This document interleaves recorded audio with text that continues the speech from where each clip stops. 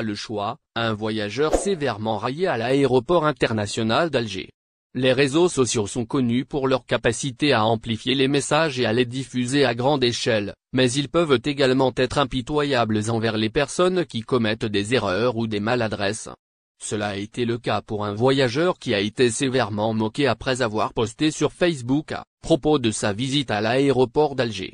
Dans son post, le voyageur a partagé une photo d'un ticket de caisse montrant qu'il avait dépensé 1000 dinars pour une boisson et un pain au chocolat.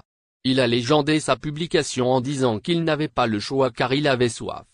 Cependant, cela a déclenché une vague de moqueries et de critiques de la part d'autres utilisateurs de Facebook. C'est un aéroport, et non pas la cafétéria de ton quartier, a ironisé une jeune fille. Généralement quand on a soif, on boit de l'eau non, s'est moqué un internaute. Je ne savais pas que le petit pain éliminait la soif, a commenté un autre internaute. Le prix est choquant. Si tu avais pris 10 pains au chocolat dans une boulangerie à Darbeda et un Juruiba, t'aurais eu pour un total de 350 dinars, soit même pas la moitié de ce que t'as payé à l'aéroport, a réagi une dame. Notons donc que, l'une des principales raisons de cette réaction négative était le coût exorbitant de la nourriture et de la boisson. Les internautes ont souligné que les prix dans les aéroports étaient souvent plus élevés que dans les cafés ordinaires, et ont critiqué le voyageur pour ne pas avoir anticipé cette dépense. D'autres se sont moqués du fait qu'il ait consommé un pain au chocolat, or qu'il affirme avoir eu soif dans son post Facebook. Aéroport d'Alger, outre le voyageur, un douanier moqué par ailleurs, un douanier travaillant à l'aéroport international d'Alger a été la cible de moqueries sur les réseaux sociaux en raison de son anglais apparemment rudimentaire. L'incident a été largement relayé sur les réseaux sociaux, avec de nombreux internautes se moquant du douanier pour son utilisation de l'anglais avec les voyageurs étrangers. Le douanier en question est souvent en charge de vérifier les documents des voyageurs avant qu'ils n'accèdent à la salle d'embarquement. Il pose généralement la question suivante. Avez-vous des choses à déclarer? Cependant, les internautes ont pointé du doigt la façon dont il prononce l'anglais, affirmant qu'il avait l'air de parler un anglais rudimentaire d'école primaire. Cette situation a suscité un tollé sur les réseaux sociaux, certains internautes se moquant ouvertement du douanier pour son anglais apparemment peu développé. Ces moqueries ont été jugées excessives par certains, qui ont estimé que le douanier était simplement en train de faire son travail et que ses compétences linguistiques ne devraient pas être un sujet. Aéroport d'Alger, tentative de transfert illicite de 38 000 € déjouée. L'aéroport international d'Alger est connu pour être témoin de nombreuses tentatives de violation de la réglementation régissant le transfert de capitaux depuis et vers le territoire national.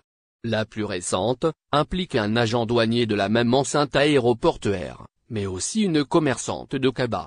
En effet, l'arrestation de ces deux personnes est intervenue suite à une opération de contrôle minutieuse menée par les éléments de la police des frontières au niveau de l'aéroport d'Alger. Cette opération a permis de déjouer la tentative de transfert de 38 000 € illicitement.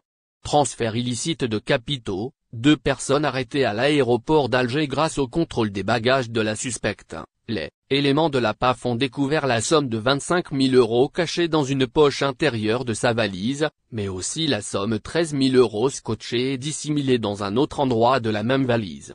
Suite à l'enquête lancée en son sujet, les services judiciaires ont découvert que la commerçante en question avait l'intention de transférer illicitement cette somme de devises vers l'étranger. Et ce, après avoir déclaré la somme de 7 500 € seulement. L'enquête a également permis de révéler des liens entre la suspecte et un agent douanier au niveau de l'aéroport d'Alger, impliqué lui aussi dans cette affaire. Présenté devant la justice, pour abus de fonction et violation à la réglementation du transfert de capitaux depuis et vers l'Algérie, les deux complices ont nié toutes les accusations. Pour sa part, la commerçante a indiqué que la somme en question a été destinée pour son mari malade. Quant à l'agent douanier, ce dernier a affirmé qu'il était en poste le jour des faits, en train d'aider des passagers dans leur démarche. 5 ans de prison réclamés pour les deux complices. Peu convaincu de ses propos, le procureur de la République a demandé une peine de 5 ans de prison, associée à une amende allant jusqu'au double de la somme saisie, soit 76 000 €. Pour rappel, cette tentative n'est pas la seule déjouée au niveau de l'aéroport d'Alger. Le mois de février dernier, une femme de 63 ans, a décidé de faire passer une importante somme d'argent illicitement. Notamment, en dissimulant une partie de cette dernière dans un poulet rôti, découvert par les services de la PAF parmi les bagages de la femme. Un sans-papier algérien tué par balle à Nantes. Les crimes impliquant les ressortissants algériens à l'étranger se suivent, mais ne se ressemblent pas. Parfois, ce sont eux les auteurs des crimes de différents degrés de gravité, mais parfois ils en sont les victimes. Parfois, ils sont installés dans leur pays d'accueil de façon régulière, parfois, ils sont des sans-papiers exposés à tous les vices et les dangers. Dans le quartier de Malakoff, à l'est de la ville de Nantes, un jeune de 27 ans a été la cible, dimanche 19 mars, d'au moins 4 balles, rapporte la presse française. La victime, un sans-papier algérien, n'avait pas d'adresse officielle, selon le procureur de la République, qui a confié l'enquête pour assassinat à la police judiciaire de cette ville de l'Est de la France, proche de l'Atlantique. Selon les comptes de rendu de presse, l'auteur des tirs est arrivé à pied, a tiré plusieurs balles en direction du jeune Algérien et est reparti, toujours, à pied. Et comme le crime a eu lieu vers 18h30, donc, à une heure où la circulation est plutôt importante, de nombreux habitants du quartier ont été choqués par la scène, dont le mobile est toujours indéterminé. Bien sûr, on s'interroge pour savoir s'il y a un lien avec un trafic de stupéfiants.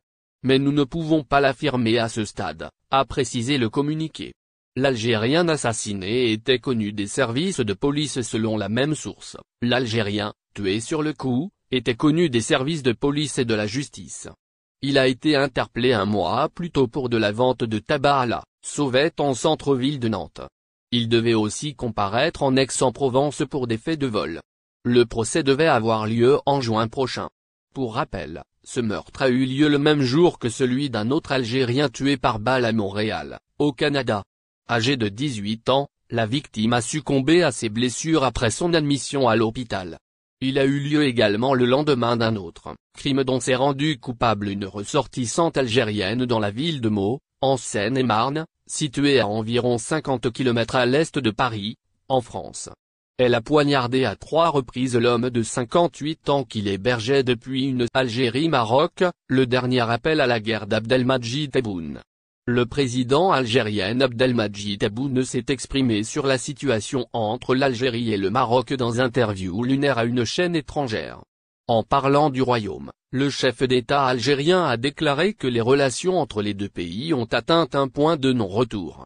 Dans une interview accordée à une journaliste algérienne, Abdelmadjid Tebboune est revenu sur les relations extérieures de son pays et a naturellement parlé de son voisin, le Maroc. Les relations avec le Maroc sont arrivées à un point de non-retour, a déclaré le président algérien, en ajoutant que la position de son pays n'est qu'une réaction, sous-entendant que ce serait le Maroc qui l'aurait provoqué. N'oubliez pas, abonnez-vous à notre chaîne Olive News et activez les notifications pour recevoir nos publications en temps réel.